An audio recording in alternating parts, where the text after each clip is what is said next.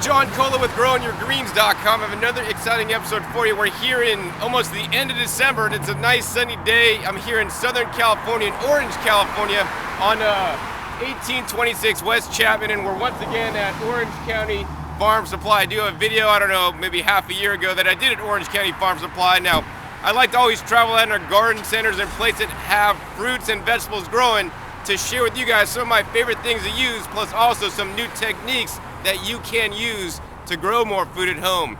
If you're in the Southern California, there's no reason you should not be growing food year-round. The weather here is beautiful. I mean, it's the end of December here and it's almost 70 degrees out.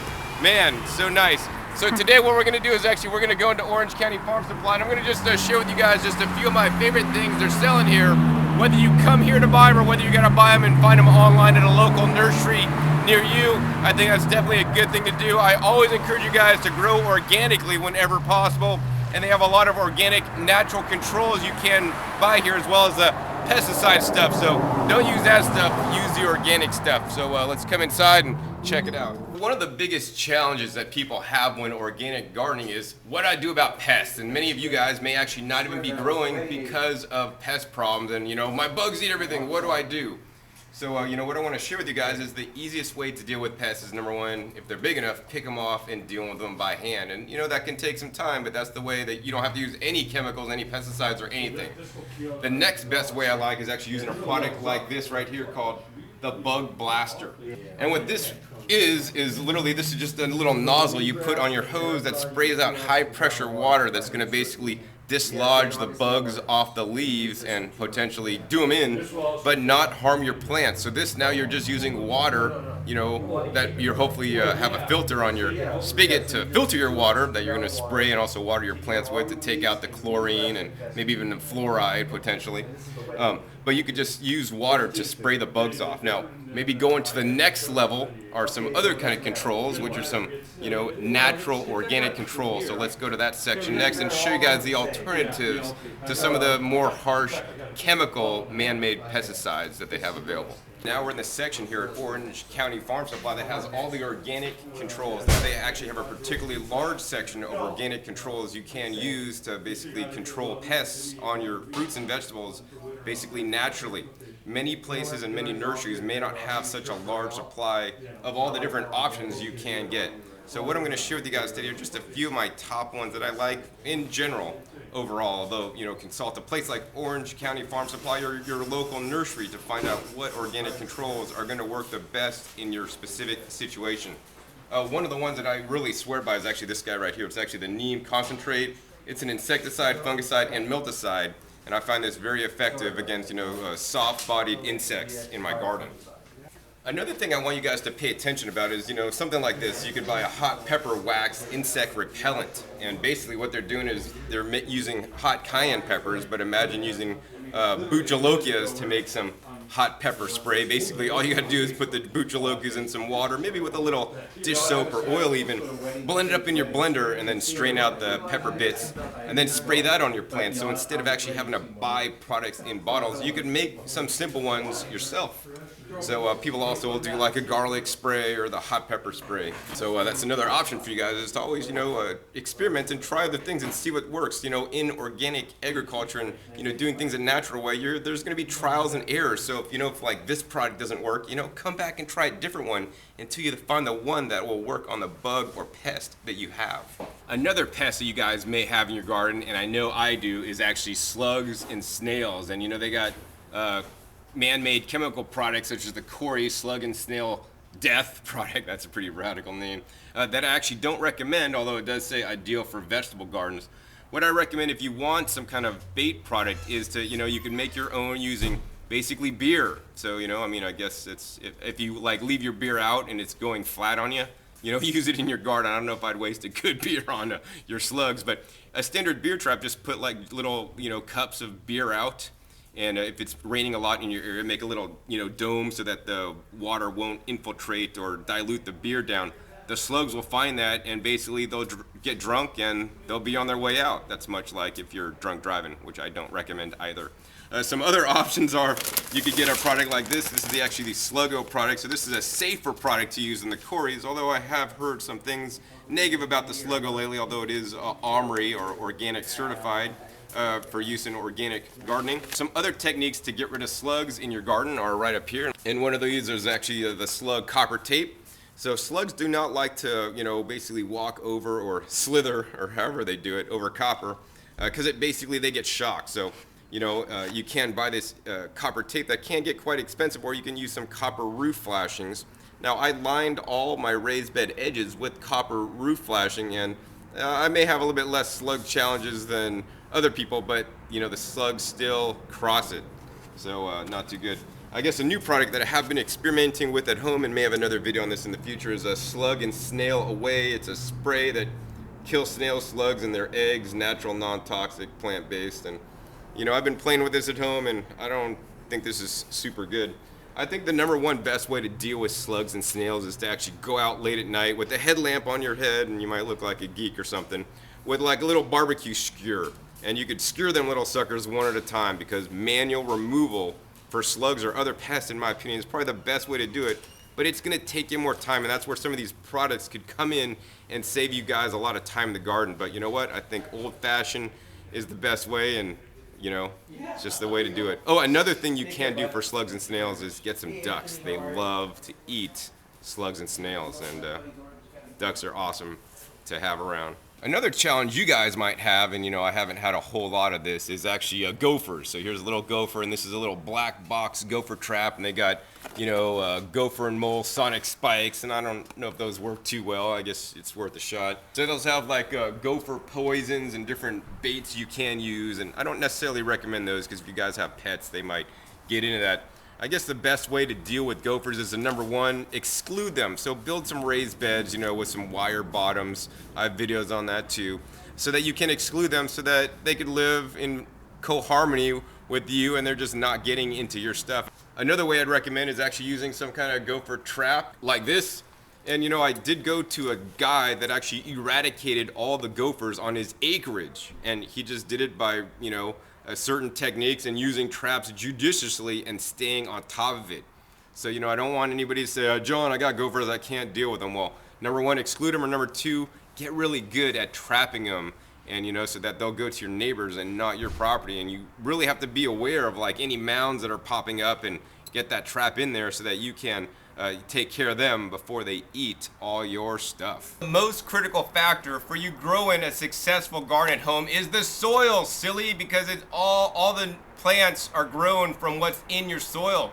So if you're just starting with the soil in your backyard, who knows what's been sprayed on there, who knows what kind of nutrition's in there, your plants may or may not do good, depending on actually many factors contained within the soil.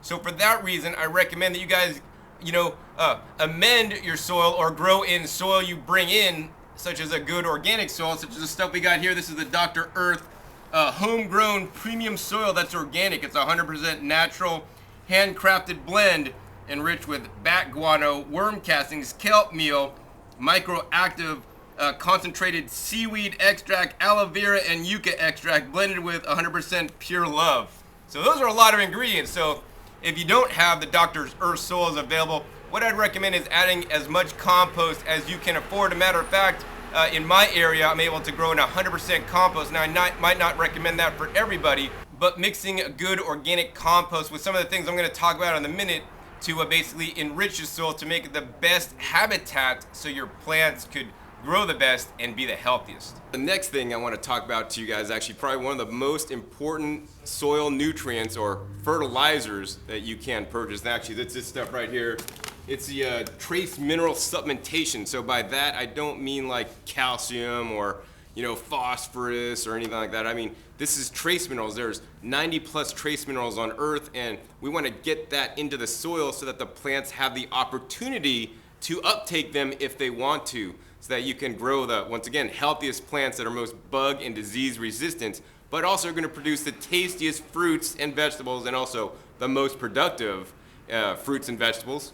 And for that, what I recommend are some of the products they have here, such as the azomite, and these are trace minerals. Also at this place, they actually have the Agro-Wind minerals, 100% natural mineral fertilizer.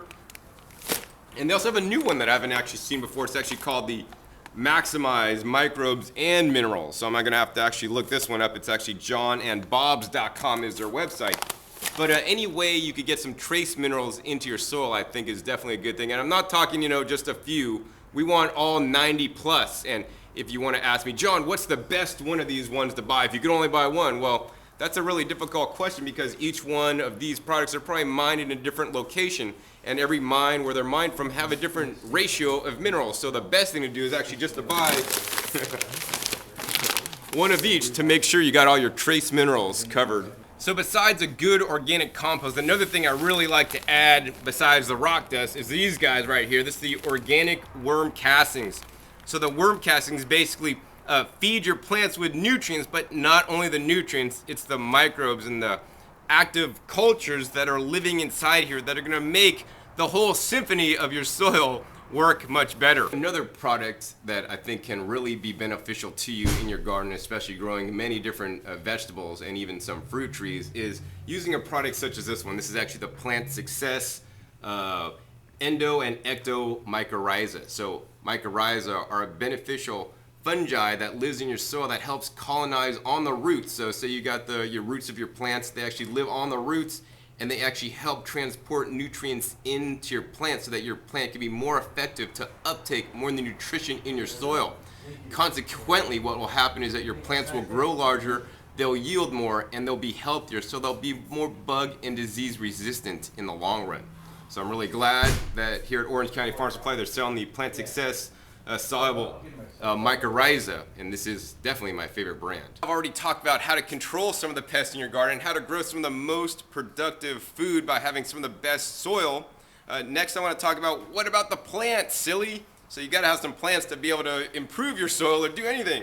So what they have here at Orange County Farm Supply is a whole bunch of different seeds. I mean, this is a seed wall. There's so many different seed packets here, and you might be thinking, John, what's the best tomato or what's the best carrot? Well, let me tell you my little secret. Check it out right here. There's just a section of carrots. I mean, they got the Danvers half long, the long and perforator, little fingers, red cord Charentais, rainbow mixed colors, nanettes, and all different kinds. I mean, we could go over the cucumber section. They got all different cucumbers. You might be thinking, John, what's the best one to grow? Well, you know what? To be honest with you, I don't exactly know what the best one to grow is for you. I definitely know for me and in my climate, but in your climate, it might be different. Maybe the carrot rainbow mix is actually going to perform better than the Danvers half long, but I don't really know that, and you don't either until you try. So what I recommend you guys do is actually, if you're really into your carrots, buy one pack of each of the carrots, and 1 year, plant some of the seeds out of each packet in little sections. And number one, you're going to have different kinds of carrots to try and taste. Maybe you'll like one better than the other, how it tastes. Maybe one will grow better than the other. And the only way to learn is by doing it. You might buy all these carrot seeds and you're going to learn like, oh, the red cord Charentais carrots taste the best and they grow the biggest and they grow the fastest. So just grow those in the future. But if you don't experiment, you'll never find out. So I encourage you guys to do that. Also, the other thing that I would encourage you guys to do is look for heirloom seeds whenever possible, and look for the ones that are different. I mean, you could go to any grocery store in the US and buy just standard orange carrots, and they're actually pretty good and they're very inexpensive. But it's very rare to go to a store and find like yellow carrots or purple carrots or white carrots. So I really want to encourage you guys to grow some of the different varieties that money literally just can't buy. So that's definitely my tip on buying seeds for growing. So we just talked about seeds on the inside. Now, if you're a brand new gardener, I actually recommend not starting by seeds, but coming out and supporting a local nursery such as Orange County Farm Supply and buy the plant starts. Why? Because you're gonna have a much higher level of success if you start from healthy plant starts than just seeds, because your seeds may not germinate, you may not actually germinate them at the right time, they may not be in the right soil, they may not have the right lighting or the right temperature. There's too many things that could go wrong, but if you buy some healthy plant starts like they have here, you're gonna be almost guaranteed success. And supporting your local nursery or local small business is a great idea, especially when it comes to plants, because oftentimes they're gonna have a lot wider variety and a whole bunch of different kinds of plant starts than a big box store. So, I mean, this is just one example. Here in the wintertime, they got standard lettuces and whatnot, but they got things like this, freckled lettuce. I thought freckles were what those kids have, you know, when they're redheads, but they got freckled lettuce, and look how beautiful this is. I mean, not only are these lettuces edible, they're also very pretty to look at. I mean, with a lot of green things in the garden, such as the different cauliflowers and kales and whatnot, I want to encourage you guys to plant your foods of color. I don't discriminate against any vegetable, and actually, this is a really pretty one right here. This one's actually called Scarlet Frills Mustard. Now, this is a nice spicy mustard, but you want that mustard spice in salad, you want to just clip off a little bit because that'll give you that bite. If you cook it up, it'll be a lot more mellow on the flavor there. Besides the spicy red mustards, they got things like the red romaine. So I really like the red romaine. It's one of my favorite lettuces to grow. The romaine puts out for a long time, and they have nice red leaves. And once again, every different food of color have a different whole spectrum of antioxidants and different nutrients that are probably very beneficial for you. Now, this is the winter time, and yes, here in Orange County in Southern California, you could grow lettuces and all the standard collards and kales and broccoli, Brussels sprouts, bok choys, even got some snow peas here. Let's see. But another crop they have that I'm really excited about because I hadn't seen it here before is one of my favorites. It's right over here, and if you come to Orange County Farm Supply, this is one you want to get because it'll pay you back many times over. And it's right here. This is some of my favorite perennial tree collards. So this is actually the green variety of the perennial tree collard. I'm primarily growing the purple variety of the tree collards, and that's my number one favorite. This is probably my number two favorite. I've noticed my perennial collards that are the green ones, they actually do tend to actually go to seed, but just cut those back and then they'll continue to grow and grow nice large leaves for you guys to eat. So I think I'm gonna actually pick up a couple of these perennial tree collards today at Orange County Farm Supply. Now, you know, one of the things I really want to talk to you guys about is, you know, a perennial vegetable versus a non-perennial vegetable. So many of the vegetables here, maybe we even go down over here to these guys. These are the Georgia collards. So what's the difference between the Georgia collards and the tree collards? Well, the Georgia collards, you know, they won't get very tall, and, you know, through one season they'll grow and then they'll go to seed, and then basically they're done. You got to pull them because they're really not going to produce any more leaves for you, or any leaves of any substance or any large size. You know, the tree collards, I've had some of these guys, the tree collards, grow up to 15 feet tall, and they'll produce leaves for you 365 days a year, nice and large and succulent leaves. Now, the purple variety is a little bit tastier than the green, but if the green's all you could get, that's definitely really good. Now, the tree collards, you generally can't start by seed because they're not true to seed. So if you buy tree collard seeds online, you may not get the true tree collards that you're looking for. All these guys are started by cuttings, so it's really rare to have some tree collards available and at an affordable price here at Orange County Farm Supply. The next thing I'm excited to show you guys is actually right across the parking lot. I think the best nurseries always have demonstrations to inspire you guys to show what is truly possible in a small space, and they have a small little demonstration garden over there that I want to show you guys next, which is the reason for this whole episode. So last time I was at Orange County Farm Supply, they had some vegetables growing in this very bed and the one next door, and I showed you guys what this is. Literally all it is a standard pallet here with basically a raised bed kit, which is a nice plastic kit, which is easy to assemble so that anyone can start growing. And this is actually a very affordable kit. I think it's around 20 bucks or so, and they filled it up with some good soil. They're even growing tomatoes here in the middle of December, and check it out, there's not only tomatoes on there, there's a lot of different flowers on there as well that are going to be soon blooming in to delicious tomatoes. Now, I don't necessarily recommend you guys grow tomatoes unless you live here in Orange County or an area where it, you know, doesn't frost, because they're not going to do well. But if you can grow them year round, I definitely recommend you guys do. And if I was to do that, I would definitely grow some of the smaller varieties of cherry tomatoes, you know, because they'd yield more and yield longer. And on some of those cold winter days, you may need to cover these guys. They've actually put this next to the wall, so it's going to stay a little bit warmer than out in the middle of a field, for example. Also in this raised bed, they have a few good examples of, you know, besides just growing one tomato in the raised bed, they got different things growing in here like lettuce and beets and even carrots and some herbs. Another thing they're growing in this bed besides the winter tomatoes are some amazing flat leaf parsley. This guy is actually a huge plant. Now, your guys may not ever get this big, and this is a true testament to the soil, because you know what?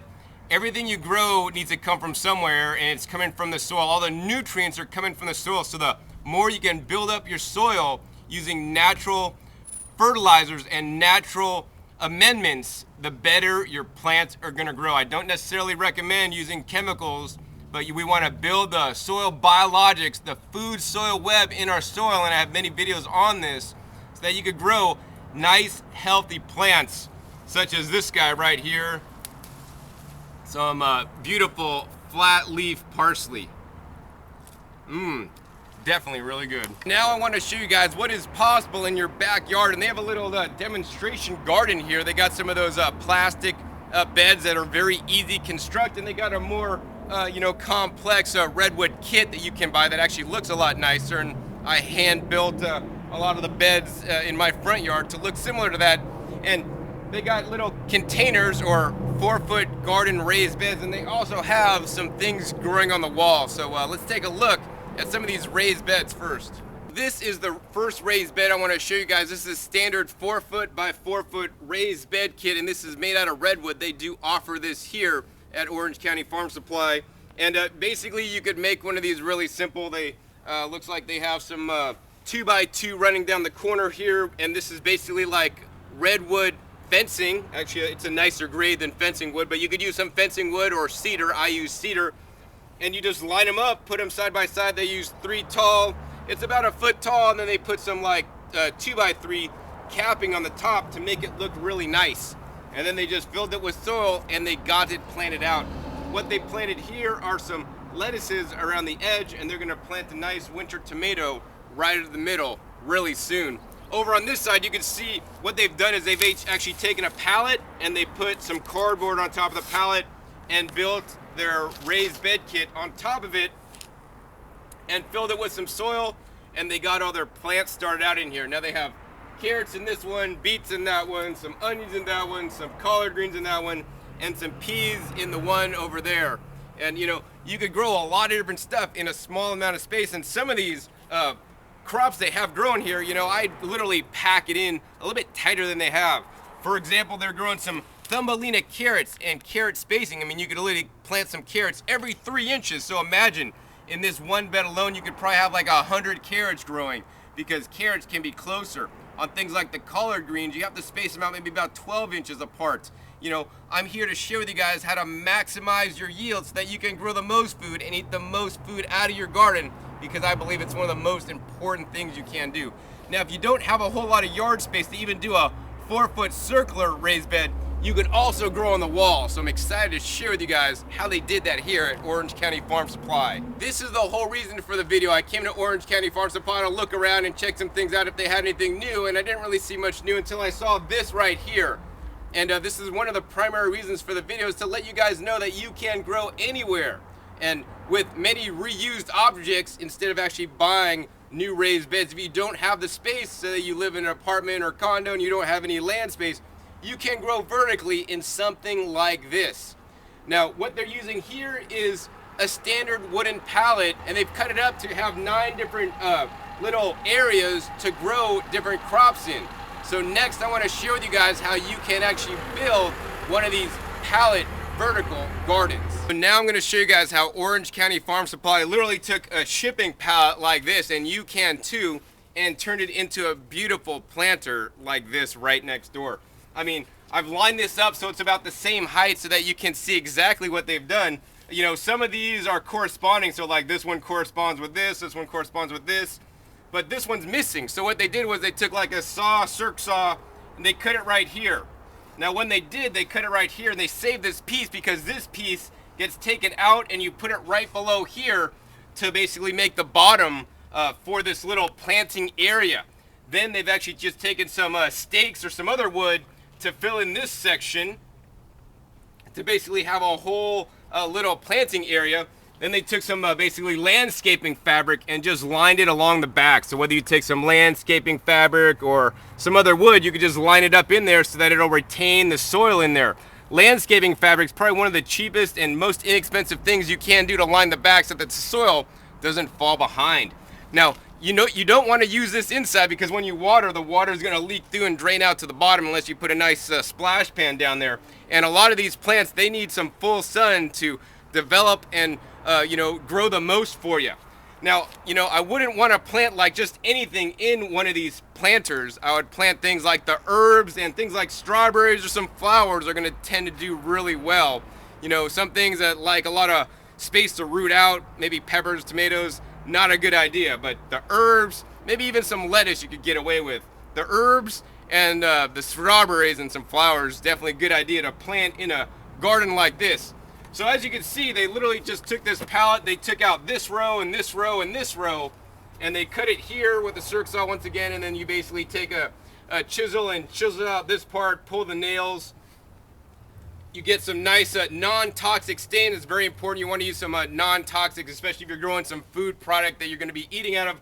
Or instead of the stain, you could actually use some oil. So use some linseed oil, use some flax oil. Man, if you got some olive oil laying around, put that in there because the oil will soak in to the wood to prevent it from rotting as quickly. Besides just building the vertical hanging wall garden, what's really important besides just building it is actually filling it up with the proper soil.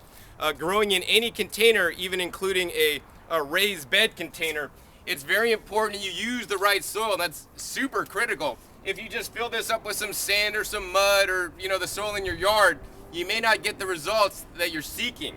So for that reason, I recommend, especially in a planter like this, you use a good organic potting soil. What we have here today is Dr. Earth's Pot of Gold Premium Soil. This is organic and 100% natural, handcrafted blend potting soil. Now the potting soils have some things in there that will help retain the moisture, and because this one's all organic, you're feeding your plants good nutrition so that they can grow and thrive and produce you a lot of the best tasting food ever. So that'll bring this episode to an end, sharing with you guys the vertical garden that I want to show you, made out of a pallet, and some of the other products here at Orange County Farm Supply that I believe in a lot. And I want to always encourage you guys, whether you live in the Orange County, LA area, or even San Diego, come up and visit the people at Orange County Farm Supply for your gardening purchases. I want to always encourage you guys to shop your local retailers and local small businesses before supporting the big box stores that are taking over the country. In any case, I hope you guys enjoyed this episode, and once again, my name is John Kohler with growingyourgreens.com. We'll see you next time, and remember, keep on growing.